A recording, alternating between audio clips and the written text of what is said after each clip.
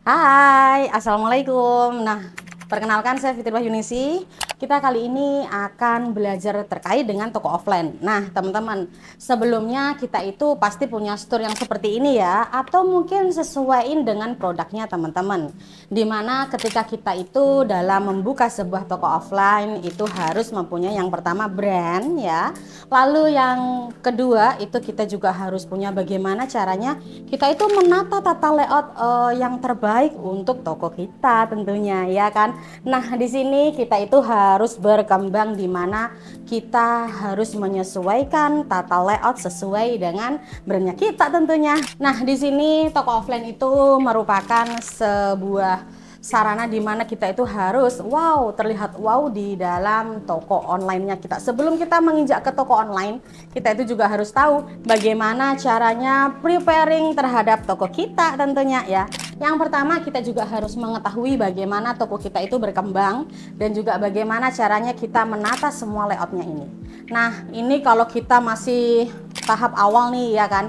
Tahap awal itu tidak perlu toko kita harus bagus nggak sih, harus punya dekorasi yang wow enggak sih. Nah, kalau kita berbicara seperti itu berarti Anda salah tentunya ya. Di sini kita hanya berfokus kepada bagaimana caranya kita itu melakukan produknya kita ya. Produk kita itu yang jelas adalah packaging yang pertama ya. Yang kedua kita juga harus bagaimana tahu kita itu menata layoutnya dari toko offline-nya kita. Toko offline belum tentu sebagus apa yang seperti teman-teman lihat ya. Di sini kita juga ada beberapa yang nanti ada part-part di mana saya akan menunjukkan angle-angle di mana saja yang terkait dengan foto produk yang terbaik. Intinya ketika kita mempunyai toko offline itu belum tentu semuanya harus tertata rapi ya. Di sini kita harus meyakinkan audiensnya kita di dalam toko online. Toko online tanpa toko offline itu bagaimana sih, Miss?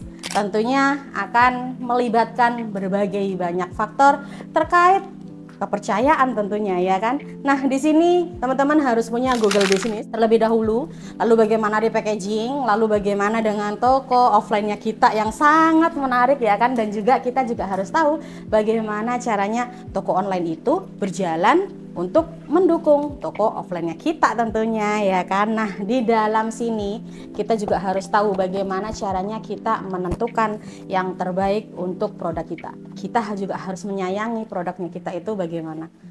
Ini produk samakan dengan belahan jiwa kita ya. Karena apa? Tanpa kita menyukai produknya kita, tanpa kita senang dengan produknya kita, ini akan jauh lebih susah memasarkannya. Ingat, ketika kita melakukan something terkait dengan apapun terkait produk yang bisa dilihat kasat mata, kita memerlukan yang namanya pemasaran dan juga strategi terbaik untuk produknya kita. Sampai sini, mudah-mudahan teman-teman mengerti apa yang kita harus siapkan. Yang pertama adalah preparing terkait dengan brand.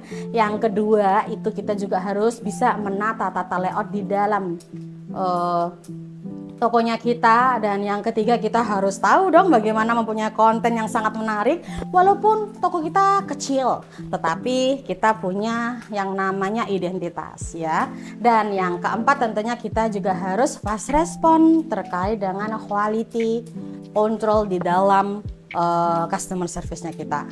Audiens calon pelanggan adalah yang utama untuk kita jadikan target pasar kita. See you again dan wassalamualaikum warahmatullahi wabarakatuh.